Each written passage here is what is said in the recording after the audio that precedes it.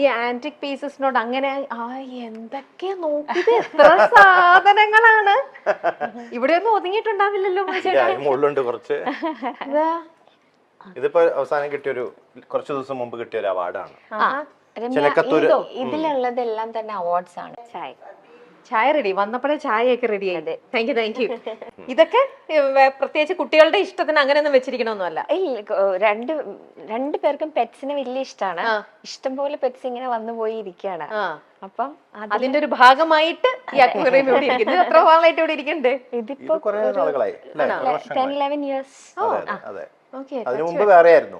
അതിനു മുമ്പ് ആ കോർണറിലുണ്ടായിരുന്നു ഒരു മറ്റേ മറൈൻ ഇതുപോലെ സെറ്റ് ചെയ്തിട്ടുണ്ടായിരുന്നു, ലൈവ് അക്വേറിയം. അതുപോലെ അതുപോലെ ടോർട്ടോയ്സ് ഇതൊക്കെ ഉണ്ട്. ടോർട്ടോയ്സ് അത് ഇടാൻ പാടില്ലായിരുന്നു അറിയില്ലായിരുന്നു. അപ്പൊ അവര് കൊണ്ട് ഇട്ടു. അതിങ്ങനെ വീട്ടിലൊക്കെ ഇങ്ങനെ നടക്കും. അത് നമ്മള് പുറത്തേക്ക് പോയിട്ട് വരുമ്പോഴത്തേക്കും അത് കട്ടിലിന്റെ ചോട്ടിലും അവിടെ ഒക്കെ ആയിട്ട് പോകും. അതിന് മുകളിൽ നിന്ന് കയറി ചാടി ചിലതൊക്കെ ആത്മഹത്യ ചെയ്തിട്ടുണ്ട്. അങ്ങനെ കരയിലേക്ക് ചാടിയാൽ അത് മരിക്കുമോ? അതുകൊണ്ട് നിങ്ങൾ അത് മാറ്റി ഇങ്ങനെ ആക്കി വെച്ചു. ആമയെ വളർത്താൻ പാടില്ല. അതെ, പിന്നെ അങ്ങനെ ഒരു റൂള് വന്നല്ലോ, അങ്ങനെ ചെയ്യാം. പണ്ടെല്ലാരും റൂളല്ല, ആ ആമയെ നമുക്ക് വളർത്താം, പക്ഷെ അത് ആമസോൺ ഇതിൽ ഉള്ള ആമയാണത്. ഒരു പച്ച കളർ ആമ.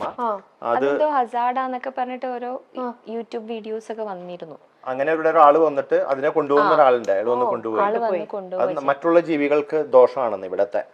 ഇപ്പൊ നമ്മളത് പുറത്ത് അഴിച്ചു വിട്ടാലും വെള്ളത്തിൽ കൊണ്ടിട്ടാലും ഇവിടെയുള്ള മറ്റുള്ള ജീവികൾ നമ്മുടെ ഇവിടത്തേക്ക് സെറ്റ് ആയിട്ടുണ്ടാവില്ല. ഓക്കെ. ഓ, അതുകൊണ്ട് മനുഷ്യന് ഇഷ്ടമാണ് ഇങ്ങനത്തെ പെറ്റ്സും കാര്യങ്ങളൊക്കെ. ഭയങ്കര ഇഷ്ടമാണ്. അതല്ലേ ഏറ്റവും വലിയ പെറ്റ് അല്ലേ? ഞാൻ നിങ്ങളുടെ ഇന്റർവ്യൂല്, എനിക്ക് പിന്നെ ഇന്റർവ്യൂ നല്ല നമുക്ക് പേഴ്സണലി അല്ലാണ്ട് നല്ല പരിചയമുണ്ട്. ഇവരെ കുറിച്ച് അല്ലാതെ തന്നെ അറിയാം. എപ്പോഴും അതെ, ചേച്ചിയാണ്. എന്താ, ഞാൻ വേറൊരു കാര്യം കൂടെ ഉണ്ട്. ചേച്ചിക്ക് അറിയോ, സോഷ്യൽ മീഡിയ തുറന്നു കഴിഞ്ഞാൽ മൈച്ചേട്ടന്റെ ഒറ്റയ്ക്കുള്ള ഇന്റർവ്യൂവിനെക്കാട്ടിലും ഭയങ്കര റീച്ചും ഭയങ്കര പബ്ലിസിറ്റി ഈ ചേച്ചിക്കാണ്. സീക്രട്ട് ആണ് മനസ്സിലാവുന്നത്. രമേഷ് പിഷാരുടെയും ധർമ്മജനും പോലെയാ. അത് കളിക്കിട്ടാ, അത് കളിക്കി ശരിക്ക്. അപ്പൊ ധർമ്മജൻ ഒറ്റയ്ക്ക് വരുമ്പോൾ ഭയങ്കര ക്ലിക്ക് ശരിക്കും കേട്ടോ. ഭയങ്കര ഒരു ചേച്ചി പറയൂ, അതിന്റെ പിന്നിലത്തെ രഹസ്യം എന്താണ്? എന്തായിരിക്കും മൈച്ചേട്ടാ? ഈ മൈച്ചേട്ടാ ഒരു ദിവസം എത്ര തവണ വിളിക്കും? എന്ത് ചോദിച്ചാലും എന്താ മൈച്ചേട്ടാ, എല്ലാം മൈച്ചേട്ടന്റെ അടുത്താ ചോദ്യങ്ങളെല്ലാം. ഇവിടെ അത് നിങ്ങളുടെ പടമല്ലേ? അതൊക്കെ ഓരോ ആരാധകര് ചിലതിലൊക്കെ ഞങ്ങളെ പോലൊന്നും ഉണ്ടാവില്ല കാണാൻ. എന്നാലും നമുക്ക് മനസ്സിലാവല്ലോ അത് നിങ്ങളുടെ തന്നെയാണ്. ഇത് ചേച്ചിയുടെ, നിങ്ങൾ രണ്ടുപേരിലും ചേച്ചി വരയ്ക്കും അല്ലേ? ഞാൻ പറഞ്ഞു കോളേജ് വരെയൊക്കെ ചെറുതായിട്ട്. പക്ഷെ 2 കുട്ടികളും വരയ്ക്കും. ഞങ്ങക്ക് നല്ല ചായയൊക്കെ ഉണ്ടാക്കി തന്നത് ഇതാ നമ്മുടെ മത്സ്യേട്ടന്റെ സ്വന്തം അമ്മയാണ്. ഞാൻ ഇത്ര നേരം കിച്ചണിലൊക്കെ നിന്ന് സംസാരിച്ചത്. നമുക്ക് അമ്മയുടെ അടുത്ത് വിശേഷങ്ങളൊക്കെ ചോദിക്കാം. അമ്മ ഞാനിത് വെക്കുകയാണ്, മൈക്ക് വെക്കുക. നല്ല ചായ ആയിരുന്നു കേട്ടോ, നല്ല സൂപ്പർ ചായ. ചേച്ചി എങ്ങനെയുണ്ട് ചായ ഉണ്ടാക്കാൻ? അമ്മയുടെ അത്ര വരുമോ? പിന്നെ നല്ല ചായ നല്ല ചായ ഭയങ്കര ഇഷ്ടമാണ്. ആണോ? ചായ കൊടുത്താൽ ദിവ്യ ചേച്ചി ഏറ്റവും നന്നായിട്ട് ഉണ്ടാക്കുന്ന ഭക്ഷണം എന്താ? ദിവ്യ കറികളൊക്കെ നന്നായിട്ടുണ്ടാക്കും. പിന്നെ പ്രത്യേകിച്ച് പിറന്നാളിനൊക്കെ സദ്യ ഉണ്ടാക്കാൻ സദ്യയാണോ ദിവ്യ ചേച്ചിയുടെ? അങ്ങനെയൊന്നും ഇല്ലാണ്ട് അമ്മ ഭയങ്കര കുക്കാ. എന്താ മത്സ്യേട്ടൻ പറയൂ, ദിവ്യ ചേച്ചിയുടെ ഏറ്റവും നല്ല ഡിഷ് എന്താ ഉണ്ടാക്കണേ? എനിക്ക് ദിവ്യ ഉണ്ടാക്കണതിൽ മോരുകറി ഇഷ്ടമാണ്, അവിയൽ ഇഷ്ടമാണ്, സാമ്പാറ്. അമ്മ ഉണ്ടാക്കുന്നതിലോ? അമ്മ ഉണ്ടാക്കണതെല്ലാം ഇവിടെ നല്ല ഭംഗിയുള്ളൊരു കിച്ചൺ ഒക്കെ ഉണ്ട് കേട്ടോ. നല്ല നമ്മുടെ എല്ലാവരുടെ വീട്ടിലുള്ള പോലെ നല്ലൊരു മോഡുലർ കിച്ചൺ. സർപ്രൈസ് വിസിറ്റ് ആയിരുന്നു ഇതൊക്കെ, അതുകൊണ്ടാണ്. പക്ഷെ എന്നാലും നല്ലൊരു കിച്ചൺ. നമ്മുടെ ഇവിടെ നിന്ന് ഉണ്ടാക്കുന്ന ഭക്ഷണമാണ് നമ്മുടെ പ്രിയപ്പെട്ട ഗായകൻ മതിച്ചേട്ടൻ. ഇതൊക്കെ ആൾക്കാർ അറിയണ്ടേ ഇതൊക്കെയാണെന്നുള്ളത്. എല്ലാവർക്കും വലിയൊരു ഇതാണ് മതിച്ചേട്ടൻ കഴിക്കുന്ന ഭക്ഷണം, എങ്ങനെ ജീവിക്കുന്ന രീതിയൊക്കെ. അപ്പൊ അതൊക്കെ എല്ലാവർക്കും അറിയണ്ടേ. നമ്മളെ പോലെ തന്നെ നല്ലൊരു സാധാരണ നല്ലൊരു ലവ്ലി ആയിട്ടുള്ള ഒരു കുടുംബം. ഇത് ഇവിടെ ഒരു വർക്ക് ഏരിയ. ഇനി നമുക്ക് അടുത്ത സ്ഥലത്തേക്ക് പോകാം. അതെന്താ മനുഷ്യരുടെ ആനിമൽ? അത് അനിമലിന്റെ മലയാളത്തിൽ ഞാൻ പാടിയിട്ടുണ്ട്, മലയാളം വേർഷൻ. അപ്പൊ അവര് ടി സീരീസും അതിന്റെ പ്രൊഡക്ഷൻ യൂണിറ്റ് ഒക്കെ അവര് അയച്ചു തന്നതാ. പ്രൊഡക്ഷൻ കമ്പനി ഇങ്ങനെ നോക്കിയപ്പോ കണ്ടു ആനിമൽ ഇതുമായിട്ട് വിചാരിച്ചു. ഓക്കെ, അവരയച്ചു തന്നതാ. ഇത് കഥകളിയൊക്കെ ഇഷ്ടമാണോ? പിന്നെ കാണാനൊക്കെ ഇഷ്ടംപോലെ പണ്ട് കുട്ടിക്കാലത്ത് ഇഷ്ടംപോലെ ഞാൻ പോയി കാണുമായിരുന്നു. കാണാറുണ്ട്. ഓക്കെ. അപ്പൊ ഇപ്പോഴും പൂർണ്ണത്രേശിന്റെ അവിടെ ഇപ്പൊ ഉത്സവത്തിനൊക്കെ പോകാൻ പറ്റാറില്ല. പോണെന്ന് ആഗ്രഹമുണ്ട്, പക്ഷെ നടക്കാറില്ല ഇപ്പത്തെ ഒരു ഇതില്. അതെ അതെ. ഇനി നമ്മൾ അവിടെ ഒരു ബെഡ്റൂം ആണ്, നമ്മൾ ബെഡ്റൂമിലേക്കൊന്നും പോകുന്നില്ല, പ്രൈവറ്റ് ഒരു ഇത് അവിടെ ബെഡ്റൂം. ഇതെന്താ ചേച്ചി? അത് വാഷ്റൂം. വാഷ്റൂം ആണ്. Okay okay. ഇവരാരൊക്കെ വന്നു, എന്തൊക്കെ സംഭവിക്കുന്നു എന്ന് അറിയാനായിട്ട് കംപ്ലീറ്റ്. ഓക്കെ. ഇവിടെ ഒന്നും നിങ്ങൾ ഇരിക്കാറുണ്ടോ ടി വി കാണാൻ വേണ്ടി? ഇടയ്ക്ക് വല്ലപ്പോഴും മിക്കവാറും ഇത് അച്ഛന്റെ പൊസിഷനാണ് ഇത്. അച്ഛന്റെ സീറ്റാ. ഓക്കെ. ചേച്ചിയുടെ അച്ഛനും അമ്മയും അച്ഛനും മധുചേട്ടന്റെ അമ്മയും അമ്മയും ആണല്ലേ? ഓക്കെ. ഇത് ചേച്ചിയുടെ അമ്മ. എന്റെ അമ്മ. അത് പിന്നെ പറയേണ്ട ആവശ്യമില്ല, അതുപോലെ തന്നെ ഇരിക്കണം, കാണാൻ അതേപോലെ തന്നെ പകർത്തി വെച്ചിരിക്കണ പോലെ തന്നെ. സുഖമായിട്ടിരിക്കുന്നോ? സുഖം. ഈ ദിവ്യ ചേച്ചി എപ്പോഴും ഇങ്ങനെ ചിരിച്ചോണ്ടിരിക്കുന്നത്, അതിന്റെ സീക്രട്ട് എന്താ? അത് അമ്മയുടെ അടുത്ത് തന്നെ ചോദിക്കട്ടെ. എപ്പോഴും ഇങ്ങനെയായിരുന്നു ചെറുപ്പം മുതലേ? ചെറുതിലെ മുതൽ അങ്ങനെയായിരുന്നു. എന്താ നിവേദിത ചേച്ചിയും എനിക്കറിയാം.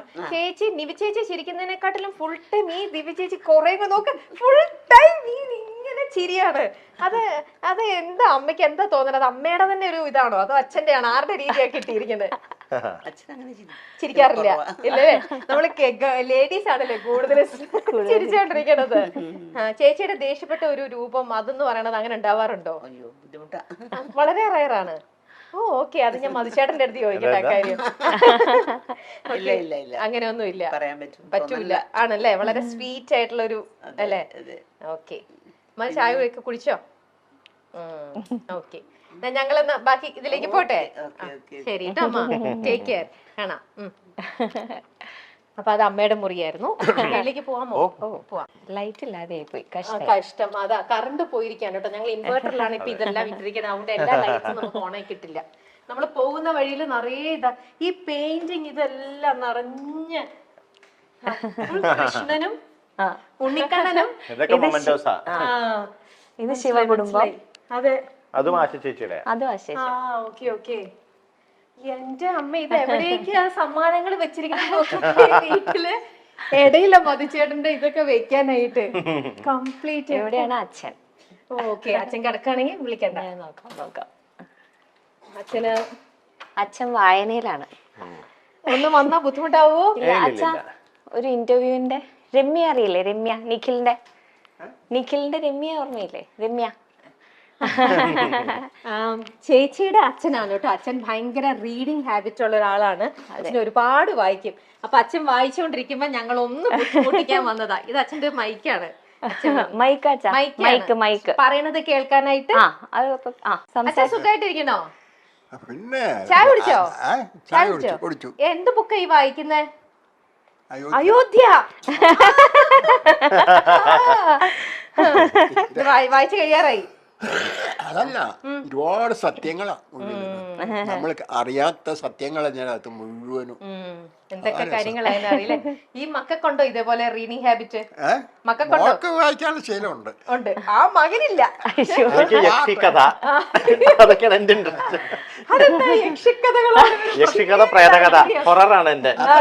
അതല്ല മോളെ, നമുക്ക് വായിക്കാൻ ശീലമുണ്ടെങ്കിൽ സമയം നന്നായിട്ട് പോയിക്കൊണ്ടിരിക്കും, യാതൊരു സംശയമില്ല. മറ്റേന്നറിയാമോ, ഒരു ബോറിംഗ്. നമുക്ക് ഇനി ബാക്കിയുള്ള അച്ഛൻ ഞങ്ങൾ ബാക്കിയുള്ള അടുത്തേക്ക് കൊണ്ടൊന്ന് പോയി വീടിന്ന് ചക്രടിച്ച് കാണട്ടെ. അപ്പൊ സന്തോഷം കേട്ടോ, കാണാം കേട്ടോ, സന്തോഷം.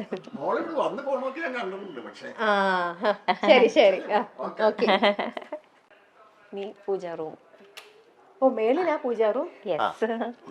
ഇത് ദിവ്യയുടെ വീണയാണ്. ദിവ്യ കുറച്ചാള് വീണ പഠിക്കണ്ടായിരുന്നു. അത് അവിടെ തന്നെ നിൽക്കണ്ടേ? എന്റെ വീട്ടിൽ തബ്രും വീണ് ഇങ്ങനെ ഒരു ഷോ പീസ് ആയിട്ടാണ് അവിടെ ഇരിക്കുന്നത്. ഇതായിട്ട് പൂജാമുറി എന്താ ഐശ്വര്യ. ഇതെന്റെ അച്ഛൻ.